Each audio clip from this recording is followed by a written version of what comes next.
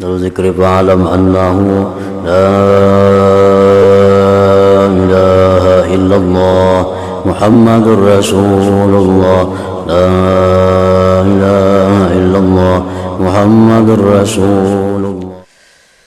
Para muhibbin rahimakumullah, al-hikmatul ula, hikmah yang pertama di dalam kitab hikam, min alamatil i'timad alal amal nuqsanur raja inda wujudiz zalal. Nah, ini kalimat hikmah yang pertama di dalam kitab hikam itu. Min alamatil i'timad alal amal nuqsanur raja inda wujudiz zalal. Artinya, sebagian daripada tanda berpegangnya seseorang dengan amal, berkurangnya mengharap rahmat Allah ketika adanya kesalahan pada dirinya.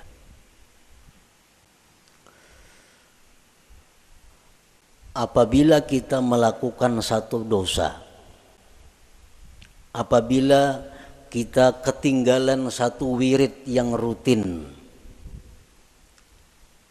nah kemudian kita merasa jauh dari rahmat Allah, kita merasa jauh daripada kasih sayang Allah, itu menunjukkan bahwa kita namanya berpegang dengan amal.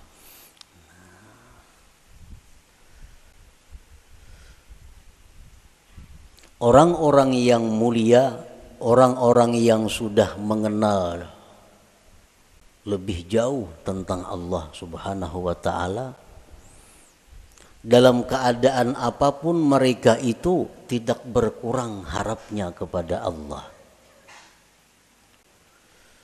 Baik mereka dalam melakukan taat atau mereka sedang diuji dengan kemaksiatan, harap mereka kepada Allah tetap sama. Kenapa sebabnya? Karena mereka tidak berpegang kepada amal. Mereka itu berpegang kepada rahmat Allah, berpegang kepada anugerah Allah Subhanahu wa ta'ala. Para muhibbin rahimakumullah, amal itu artinya adalah harakatul jismi awil qalbi. Itu ngarannya amal. Gerak tubuh, gerak jasad atau hati. Bila bergerak awak kita nih ngarannya ba'amal. Nah, bila bergerak hati kita ngarannya ba'amal. Itu arti amal. Fa in taharraka bima fihi sawab summiya ta'atan. Wa in taharraka bima fihil iqab summiyat maksiatan. Apabila gerak badan kita atau gerak hati kita itu ada pahalanya, itu ngarannya taat. Apabila gerak badan atau hati kita itu mengakibatkan kita disiksa, ngarannya maksiat. Jadi maksiat itu beramal juga. Makuat badan itu beramal jar. Orangnya penjudi. Kawah jadi padahal kan pak amalnya. Karena amal itu artinya gerak badan atau gerak hati. Bila bapahala ngarannya taat, bila maksiat ngaran, bilanya disiksa ngarannya maksiat. Itu arti amal. Para muhibbin rahimakumullah, kemudian yang kita fokuskan perhatian kita adalah amal yang mendatangkan sawab, pahala atau taat. Kita tinggalkan amal yang mendatangkan siksa, yaitu maksiat. Nah, amal taat ini ada 3. Amal taat itu ada 3. Pertama ada amal syariat ngarannya. Yang kedua ada amal tarikat. Yang ketiga ada amal hakikat. Ini ketiga-tiganya adalah taat. Ketiga-tiganya adalah taat. Baik amal kita ini syariat, baik amal kita ini tarikat, atau amal kita itu hakikat, itu sama-sama mendatangkan pahala.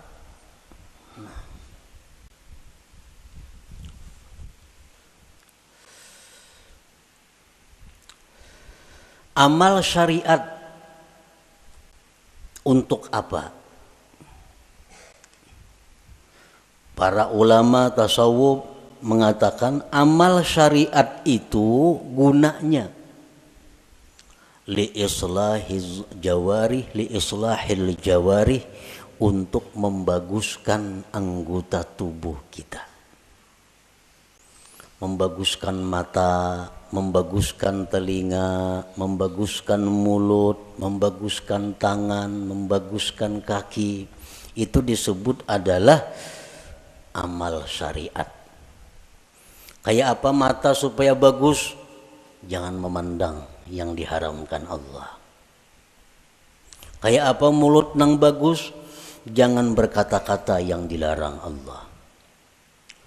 Kayak apa batis nang bagus? Jangan melangkah kepada jalan yang diharamkan Allah. Kayak apa tangan nang bagus? Jangan menjamah atau menyentuh yang dilarang Allah. Nah, membaguskan anggota-anggota tubuh kita ini itu urusan amal syariat ngarannya.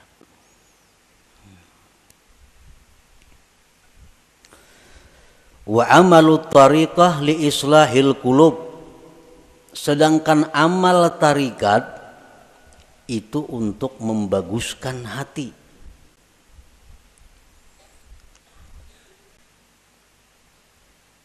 Amal tarikat itu gunanya adalah membaguskan hati. Kayak apa supaya hati jangan sombong, itu urusan amal tarikat yang membaguskan. Kayak apa hati supaya jangan ria, itu amal tarikat yang membaguskan. Kayak apa hati supaya jangan dengki, itu urusan amal tarikat yang mengurusnya. Nah, jadi amal tarikat itu adalah gunanya untuk membaguskan hati. Wa amalul hakikah li islahil arwah, sedangkan amal hakikat itu untuk membaguskan arwah. Membaguskan roh. Kayak apa roh kita ini supaya bagus? Roh nang bagus tuh nang kayak apa? Roh nang bagus tuh roh yang mengenal Allah. Roh yang bagus, roh yang mengenal Allah. Nah, kayak apa supaya roh kita ini bisa mengenal Allah? Itu urusan amal hakikat nang maaturnya. Urusan amal hakikat nang menuntunnya kepada demikian itu. Nah, jadi kita 3 amal yang perlu kita laksanakan. 1, amal syariat supaya zahir tubuh kita ini bagus. Yang kedua, amal tarikat itu kemudian dilaksanakan supaya hati kita bagus. Dan yang ketiga, amal hakikat kita lakukan agar roh kita ini bagus. Nah, para muhibbin rahimakumullah. Amal syariat fungsinya untuk membaguskan anggota tubuh.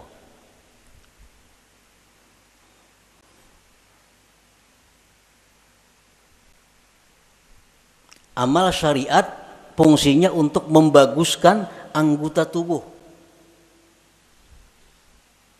Apa inti daripada amal syariat itu? Amal syariat itu saling banyakan. Tetapi kembali kepada tiga pokok. Tiga pokok inilah yang disebut dengan amal syariat. Pertama tobat. Nah, pertama tobat. Yang kedua takwa. Yang ketiga istiqamah. Nah, ini seluruh amal syariat kembali kepada tiga ini.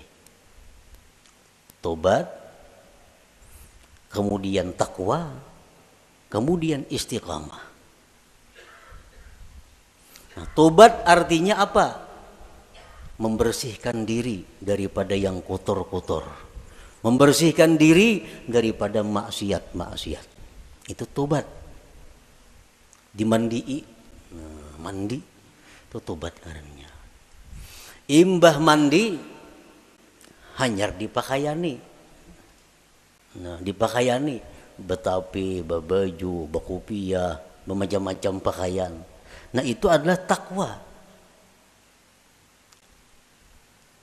Nah, kayak apa supaya jangan lepas pakaian itu dari kita?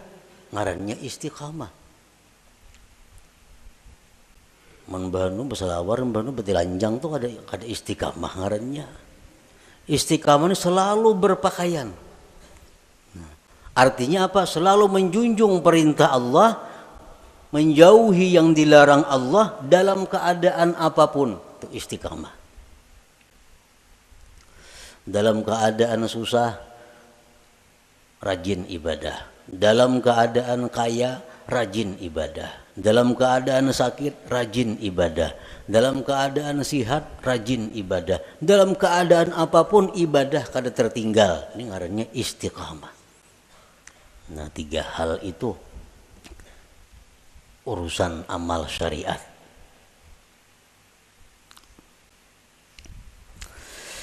Nah, kemudian amal tarikat.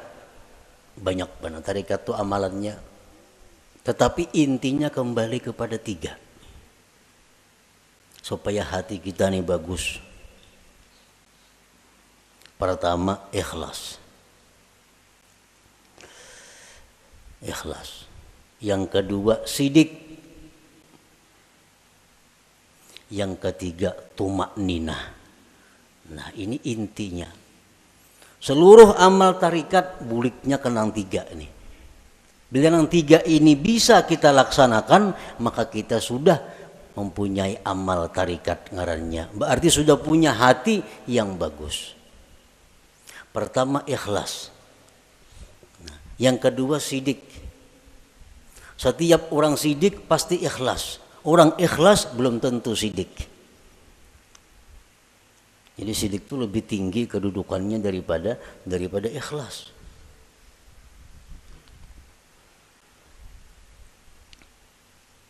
Orang sembahyang itu bisa ikhlas. Belum tentu sidik. Belum tentu sidik. Buktinya apa? Belum tentu sidik. Seringkali kita mengucap dalam sembahyang itu Bismillahirrahmanirrahim. Mulut kita. Tapi hati kita di manakah? Hati kita di rumah. Itu kada jujur ngarannya.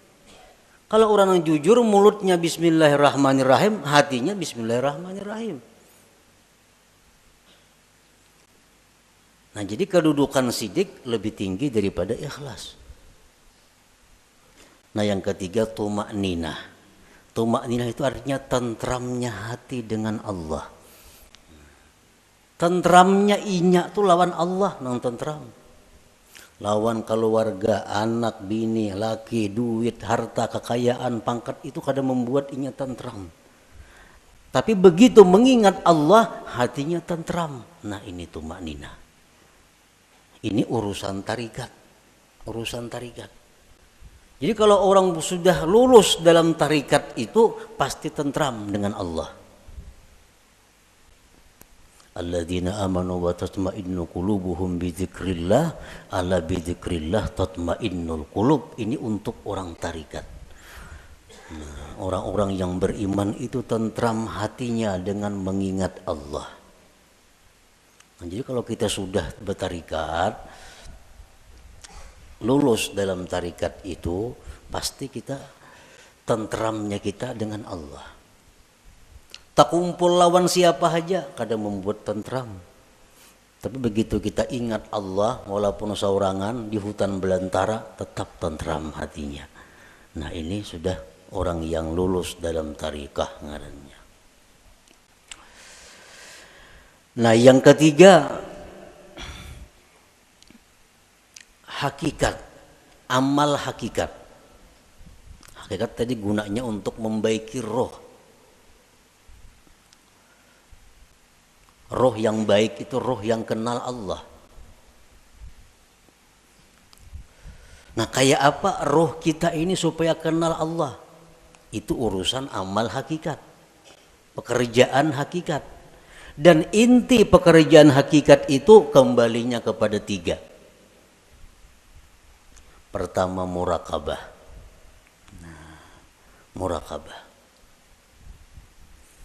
Murakabah itu artinya merasa dirinya selalu diawasi oleh Allah, merasa ditilik oleh Allah, merasa diperhatikan oleh Allah. Lalu kada wani berbuat hal-hal yang kada baik karena selalu diawasi oleh Allah. Nah itu murakabah. Bila orang tuh kawak nangka itu merasa diri diawasi oleh Allah siang malam di kamar, di rumah, di pasar, di kantor, di hutan, di perumahan, merasa selalu diawasi Allah, maka orang ini akan diberi Allah musyahadah. Nah musyahadah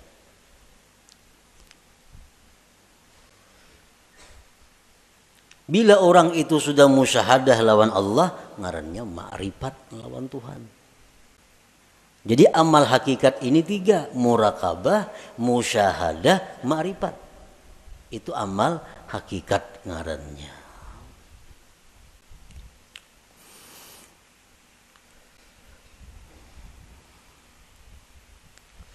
Wa'budillah ka'annaka tarah. Beribadahlah kamu kepada Allah seolah-olah engkau itu melihat Allah. Nah itu musyahadah. Beribadahlah engkau melihat Allah, itu musyahadah ngarannya. Tapi fa illam takun tarah, jikalau engkau belum mampu melihat Allah, fa innahu yarak, Allah melihat engkau. Nah itu murakabah ngarannya. Kalau kita merasa dilihat oleh Allah siang malam bisukan kamarian dimanapun merasa dilihat oleh Allah, itu ngarannya kita murakabah. Satu saat kalau kita terus menerus demikian, kita akan musyahadah. Kita akan musyahadah. Bila musyahadah itu diberi ma'rifat ujung-ujungnya. Nah amal hakikat itu tiga macam. Murakabah, musyahadah, ma'rifah. Nah para muhibbin rahimakumullah. Jadi amal ada tiga. Amal syariat. Yang pertama kita laksanakan amal syariat, tobat, takwa, istiqamah. Supaya apa? Zahir tubuh kita bagus. Yang kedua amal tarikat, supaya hati kita baik. Dengan apa? Ikhlas, jujur, tumakninah, tentram dengan Allah. Yang ketiga amal hakikat, supaya roh kita ini baik. Nah, murakabah, musyahadah, ma'rifat. Para ulama sufi mengatakan la yasihul intiqal ila maqamin hatta yuhaqqika ma qablah. Tidak sah seseorang itu berpindah ke suatu makam, ke suatu amal, ke suatu perbuatan sebelum memantapkan sebelumnya. Sebelum mantap nang pertama jangan berpindah. Nang pertama apa tugas kita? Syariat. Amal syariat. Nah, jangan hendak masuk ke amal tarikat amun ini belum mantap. Jadi apa yang harus kita mantapi terlebih dahulu? Tiga perkara. Tobat, takwa, istiqamah. Nah tiga ini diurus. Bila 3 ini kita sudah mantap, nah hanya kita naik ke amal tarikat. Pertama tobat. Jadi pengertian tobat ini jangan kita beranggapan bahwa nang batubat itu orang-orang periman nang perlu kada. Kita ini perlu kepada tobat. Jangan dianggap orang nang tengah jalan itu nang harus batubat. Jangan orang-orang nang kada karuan itu kita anggap inya perlu batubat. Sebenarnya kita sendiri mesti selalu tobat. Kita tiap hari mesti tobat. Kita merasa kadang-kadang orang aja yang perlu batubat, seorang kada perlu asa baik. Nah ini nang kada mau naik kelas. Umuran itu aja. Kenapa? Karena bila merasa tobat orang nang perlu batubat, seorang ini asa bujur sudah. Pada tobat itu perlu setiap orang. Walaupun lain-lain bentuk tobatnya. Sebagian orang ada yang mesti tobat daripada kafir. Sebagian orang ada yang perlu tobat daripada dosa besar. Sebagian orang ada yang perlu tobat dari dosa kecil. Sebagian orang ada yang perlu tobat daripada makruh. Tobat daripada khilaful aula yang kurang baik. Jadi setiap manusia dengan tingkatan apapun itu mesti tobat.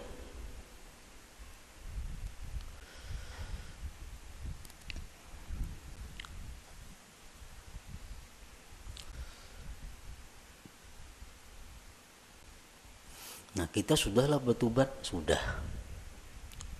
Dulu minum arak, sekarang ampih. Dulu penjudi, sekarang ampih.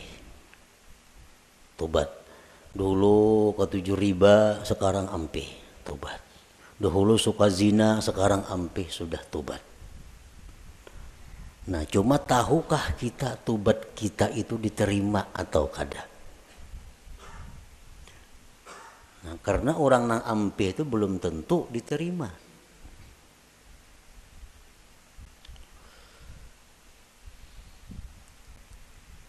Intinya adalah diterima. Apakah tobat kita itu sudah diterima oleh Allah atau belum? Nah ini yang kada tahu.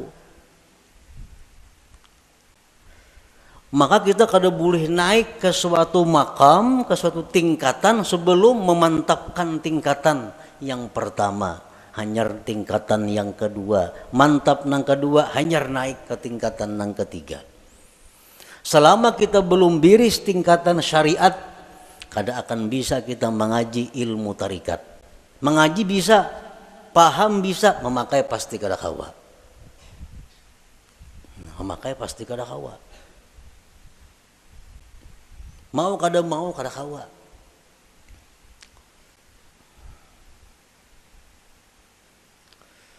Tarikat belum biris, belum matang, belum selesai, kada akan bisa naik kepada hakikat. Maka dengan hakikat itulah kita bisa dapat kepada ma'rifat. Nah, jadi diibaratkan itu ma'rifat itu satu mutiara.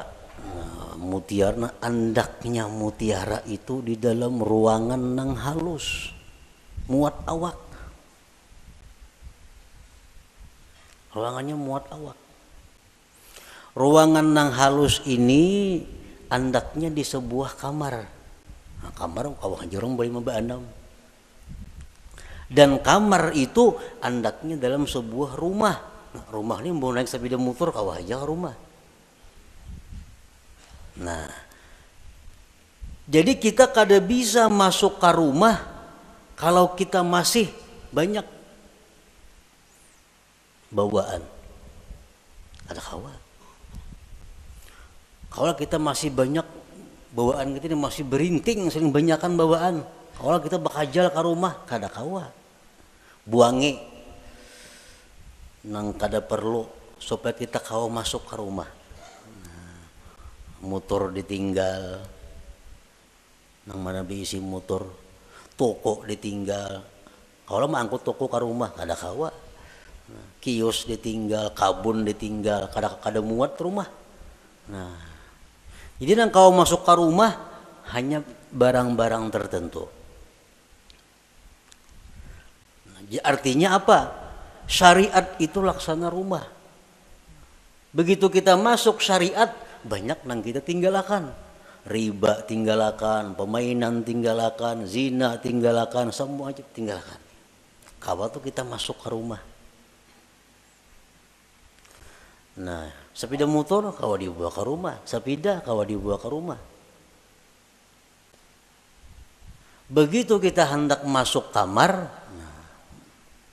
ngalih hambo sepeda motor ke kamar, ngalih membawa kendaraan ke kamar itu, pas ditinggal di luar kamar, bakal karasan kada kawa bahanjuran. Nah, sama halnya kita ini kalau hendak masuk kepada tarikat, buangi gawian-gawian yang lain-lain supaya kita muat berandak di situ. Hendak masuk pulang ke hakikat, halus kamarnya muat awak, jam tangan gini dipacul kada kawa, kacamata santok pacul juga, muat beti lanjang aja kawa lagi. Nah, hanyar kawa kita masuk ke kamar nah halus tuh untuk mengambil yang berharga yaitu mutiara atau ma'rifat itu. Nah, itu artinya kita kada kawa melangkah ke situ kalau sebelum matang yang pertama. Nah, syariat ini yang dibiriskan terlebih dahulu. Cara kita berjual beli, cara kita bergaul, cara kita makan, cara kita berpandir, cara kita berpakaian, sesuaikan dengan syariat. Bila kada sesuai lawan syariat, hendak ke hakikat, kada bisa. Jamin kada bisa. Napanya bisa? Pandirnya aja. Pandirnya aja bisa, praktiknya kada bisa. Itu sudah hukum ketentuan. Syariat kada mantap kada kawan naik ke tarikat, tarikat kada mantap kada kawan naik ke hakikat.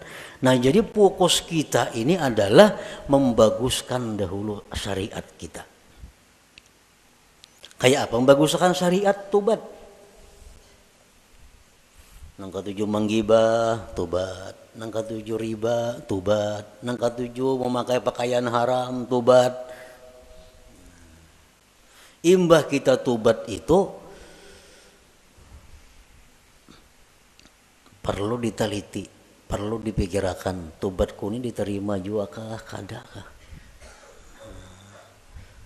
Selama kita belum ada ketentuan tobat ini diterima atau kada diterima, hati kita masih kada nyaman, hati kita masih kada tentram karena belum ada kepastian tobat atau kada tobat. Takwa kemudian ibadah, sembahyang, puasa segala macam, takwa. Istiqamah terus menerus seperti itu. Bila 3 macam ini kawa, nah ayo ya naik kita ke amal apa? Ke amal tarikat. Kita wajib mengusahakan syaratul kabul. Kita wajib mengusahakan syarat diterima tobat kita, diterima takwa kita, diterima istiqamah kita. Itu kita wajib mengusahakan persyaratannya supaya ini diterima oleh Allah. Sembahyang contohnya, kayak apa sembahyang itu supaya diterima oleh Allah? Ada syarat-syaratnya. Yang pertama, supaya sembahyang itu diterima oleh Allah, syaratnya adalah ilmu. Fakullu man bighairi ilmin ya'malu amaluhu mardudatun la tuqbalu. Tiap-tiap orang yang bekerja beramal tanpa ilmu ditolak, tidak diterima. Jadi sembahyang kita ambil contoh amal syariat sembahyang contohnya, supaya sembahyang ini diterima Allah kayak apa? Satu, punya ilmu. Belajar bujur-bujur sembahyang tuh. Rukuk kayak apa, sujud kayak apa, amun masbuk kayak apa, kada salat membaca Fatihah kayak apa caranya. Nah, bujur-bujur belajar sembahyang supaya sembahyang kita diterima. Yang kedua, supaya diterima sembahyang itu ikhlas. Berhubung ini amal syariat, ikhlasnya pun ikhlas syariat. Ikhlas syariat yang kayak apa? Sembahyang mengharapkan surga. Sembahyang karena takut lawan api neraka, ikhlas menurut syariat. Sembahyang kita mudahan masuk surga dengan itu syariat bujur, ikhlas. Kenapa sembahyang? Takutan kalau pindah ke neraka mati, itu ikhlas dalam syariat. Jangan ada tujuan lain sembahyang. Contoh, kita ambil contoh sembahyang supaya dipuji orang, supaya dihormati orang, dimuliakan orang. Jangan ada sedikit pun dalam hati demikian. Ikhlas. Yang ketiga, syaratnya diterima itu sembahyang atau amal-amal ibadah lainnya, muwafaqatus syurut wal arkan wal adab. Sembahyang kita ini sesuai syarat. Penuhi syarat-syaratnya apa? Rukun-rukunnya apa? Adabnya apa? Orang hendak sembahyang mesti berwudu, suci daripada hadas najis, menutup aurat, menghadap kiblat, masuk waktu. Nah, penuhi. Bersihin najis, sucikan hadas dengan wudu, tutup aurat, tunggu waktu sembahyang, bila masuk hanyar sembahyang. Nah, itu syaratnya sudah biris. Syaratnya biris, rukunnya, rukun sembahyang. Ruku kayak apa, bacaan Fatihahnya kayak apa, sujudnya kayak apa, sesuaikan dengan aturan. Embah itu pulang adab. Walaupun sembahyang ini syaratnya cukup, rukun cukup, tapi kada beradab, itu bisa kada diterima.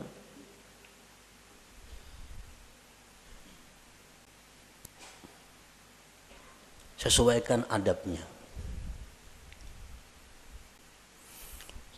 Contohnya contohnya sembahyang pakai cap pinggang, Allahu Akbar, nah pakai cap pinggang. Ini lawan syarat kada bertentangan, lawan rukun kada bertentangan, tapi adab bertentangan. Allah kada menerima sembahyang kayak ini.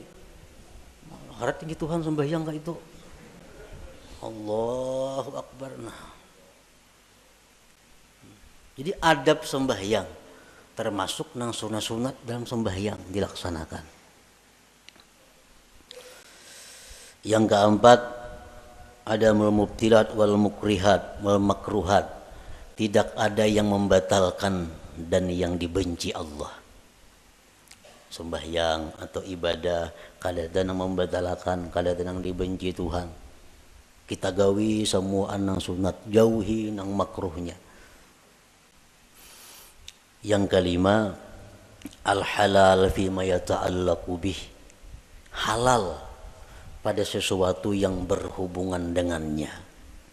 Nah, pada berhubungan, makan, minum untuk tenaga, pakaian, tempat, itu mesti halal.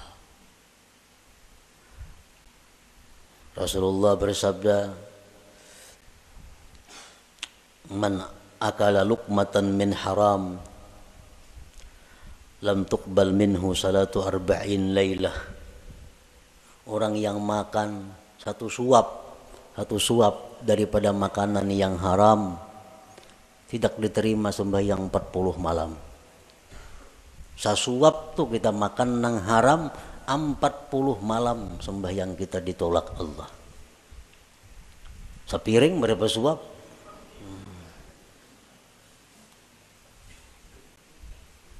Nah, ini urusan amal syariat.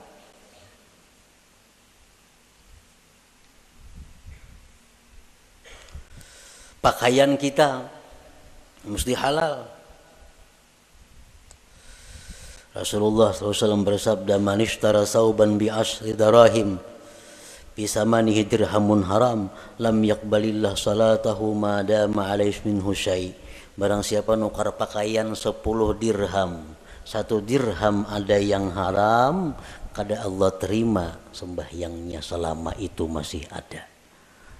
Nah, jadi kalau amal syariat ini kita biriskan dan kita usahakan syarat diterima oleh Allah, nah hanya kita melangkah ke amal hak tarikah, hanya ke amal tarikah.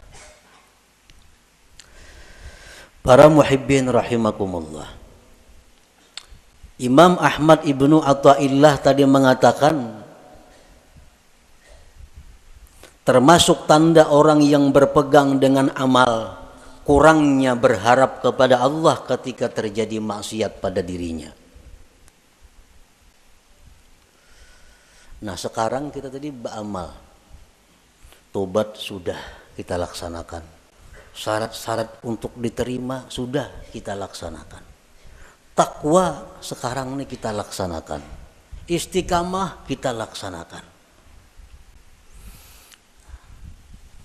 Jangan sekali-kali kita berpegang, kita condong, kita gembira dengan tobat, takwa dan istiqamah itu. Jangan sekali-kali kita berpegang, jangan sekali-kali kita bersandar, jangan merasa gembira dengan tobat, takwa dan istiqamah tadi. Kenapa sebabnya?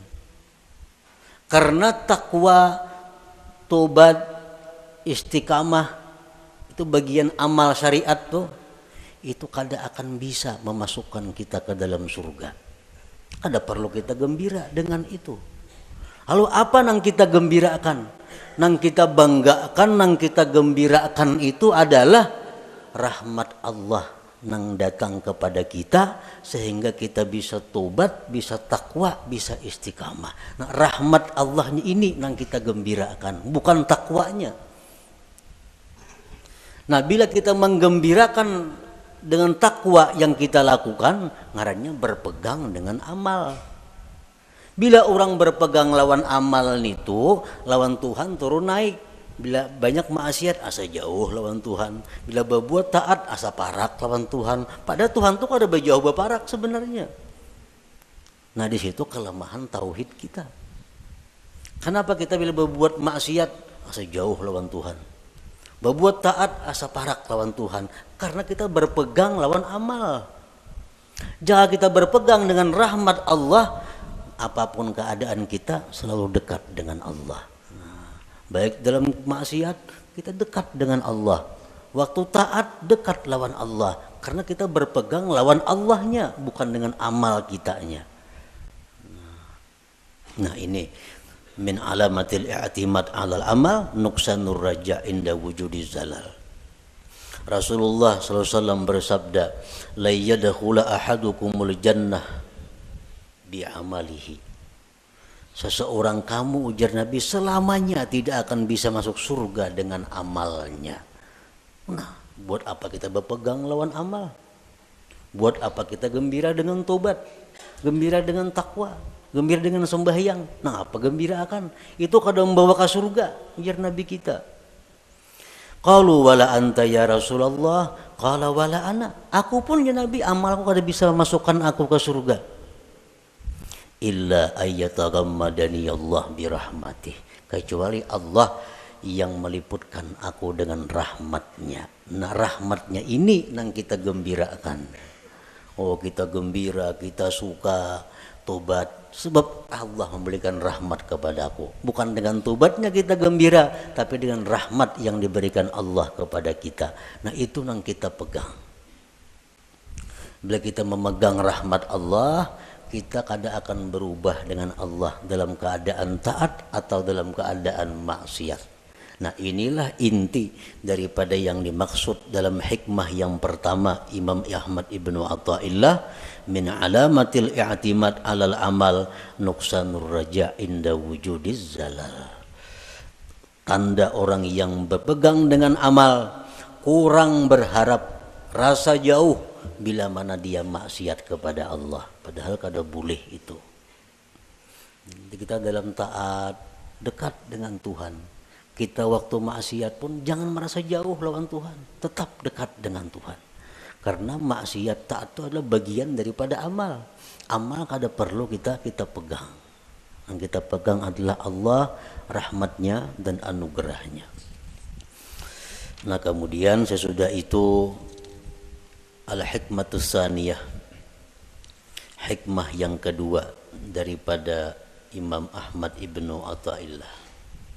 iradatuka tajrid ma'a ikamatillah iyyaka bil asbab minasyahwatil khafiyah wa iradatukal asbab ma'a ikamatillah iyyaka bit tajrid inhitatun anil himmatil aliyah. Nah, itu kita baca insyaallah pada minggu yang akan datang.